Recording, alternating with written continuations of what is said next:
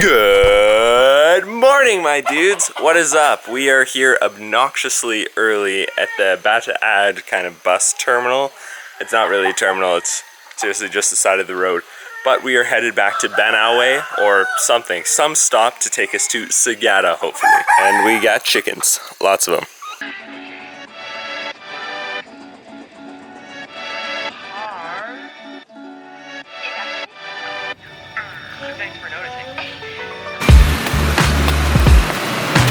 So the jeepney from Bata'ad dropped us off in Noahvde, and now we are taking a jeepney from Noahvde to Bomod-ok and then Bomod-ok to Sagada. It's a long-winded kind of trail of travel. But of course, before we can leave, we must change the tire. Peace out, Noahvde.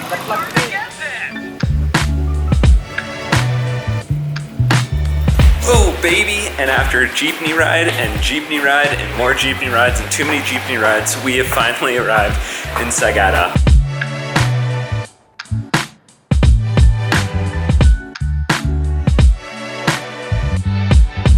Now we're starting to get there. First order of business is hitting the ATM because Mike is out of money.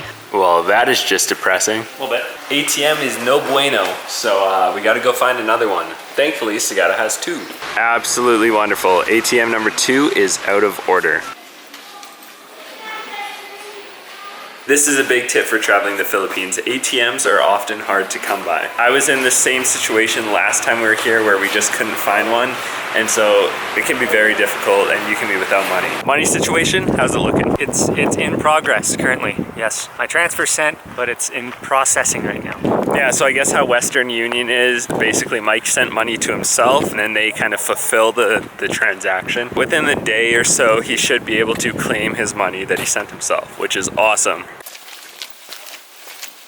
So the first site we're going to see here in Sagada is the Cliff Coffins. We have about a 45-minute hike, I think, down to them. And then we'll get to see what they are.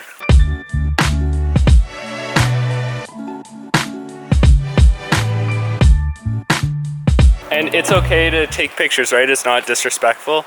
It's okay? Yes, it's okay. Okay.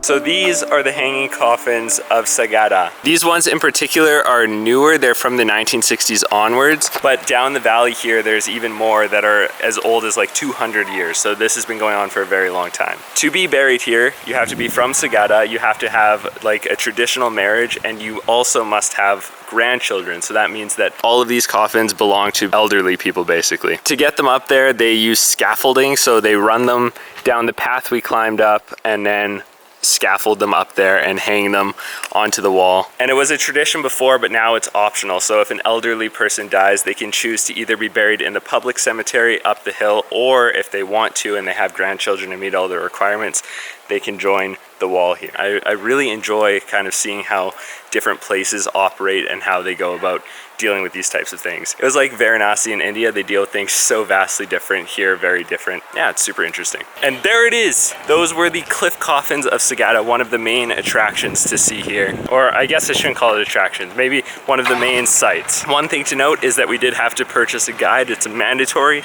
That was 200 pesos, so no big deal. She was able to provide some pretty interesting information, and that's how I knew all of that stuff. Now it is off to destination numero 2. That is going to be the Bomod-ok something waterfall. Next up, a jeepney. That is how we're getting to Bomod-ok waterfalls. Taking the jeepney from Sagada town proper to Bangan.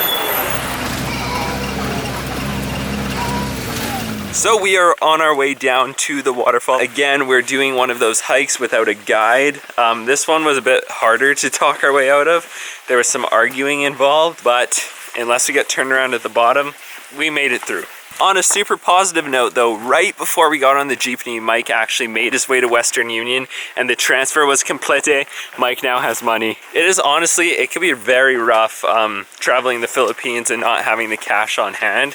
I mean, when you get to places like this, in most of the other countries I've traveled, ATMs are readily available, but it has been a fact that in the Philippines, it can be very, very difficult to find one. And if you find one, it can be dry or out of order. So you really have to keep that in mind when traveling.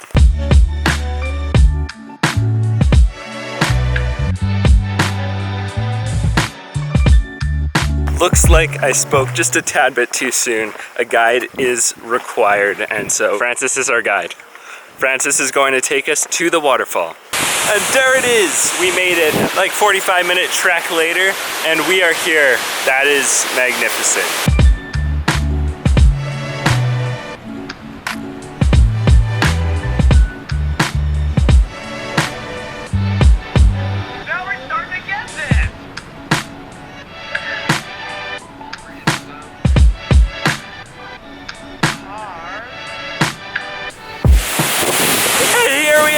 It is beautiful, some nice blue water, stunning falls, so big. Very wet and very cold though, so today we are not swimming. Do you have any desire to go swimming? If we could have gotten on those rocks and I could have jumped off, then yes. I love it here in the Philippines, my gosh. All in all, cool falls? Yes. It was awesome. I must say, Iceland is like the land of waterfalls, but the Philippines comes close. I have seen some amazing waterfalls here, and that's just one of them thrown on the list. Another one. You can't swim in the waterfalls in Iceland, sadly. So we've left Francis. We're almost back at the top of the mountain, back to civilization. For that tour, we ended up paying 300 pesos. Normally the fee was 500, but Mike and I argued it. At a lot of these places, they'll say a tour guide is mandatory where it really is not. I believe here it actually is mandatory, so Mike and I guess we shouldn't have argued as much as we did. But there's definitely misinformation online, and we were told in town that it wasn't, but I don't know, there's a lot of confusion. Apparently it is. I just want to note though, like arguing over something that's 500 pesos, $12 or $12.50 Canadian, it's difficult because it's a small amount, but I guess it's kind of about the principle. I have no issue in helping out the local economy of that village down there. I know that's what it goes to. But the fact is that like there's people in the town who are just hucking away at the rice paddies and working very hard. And Mike and I saw them when we came back. They were doing the exact same thing. They were working very hard.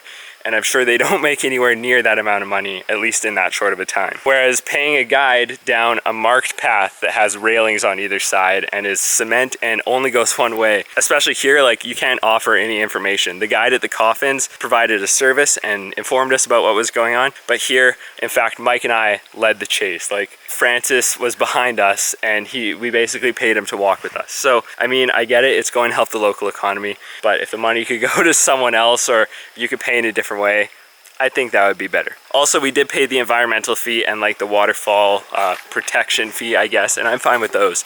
It's just the guide fee down a path that Mike and I could we did walk ourselves. I don't know. Regardless of that though, it was a great adventure, a great experience, and a great success, as some might say. And that waterfall is 100% worth checking out. It is beautiful. So this is Box. Hi. And this is Michael. We came into the shop just to get water because we're on our way back to Sagada, but we found some San Miguel gin. Box of Michael said that we have to try a bit. And they said that you guys mix it with water, right? Yeah, so we bought some water, mixed a teeny bit in here. Oh boy.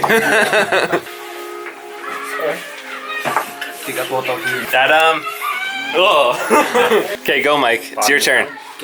Okay. Wow. Like I said, one of my favorite parts about the Philippines is meeting the people here and talking to them. They're so friendly, you guys are awesome. And we are back in Sagada and it's time to grab some dinner, and we are going to grab one of my favorite dishes here in the Philippines, lechon.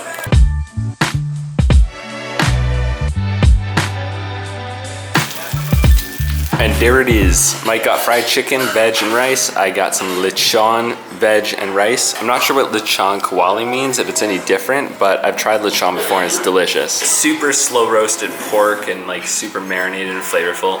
Oh, this is so good. Cannot wait to dig in. That was seriously delicious. I cannot recommend that enough. So cheap too. It's like 100 pesos for veg, lechon, and rice. Oh, and soup. Not bad. I could not end off the Sagada vlog without first visiting the Sea of Clouds, the beautiful viewpoint they have here for sunrise. I've actually been recommended this by so many people. They said when you're in Sagada, you cannot miss this. And there she is, Kiltipan Peak. Dope. I think we made it to the right place.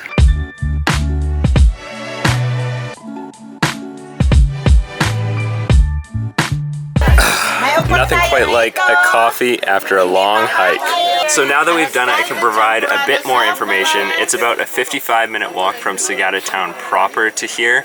And once you're here, there's a bunch of vendors selling coffee, food, whatever you may need. And the viewpoint is seriously, well, you can't see it, but it's right there. Coffee down, sun is coming up.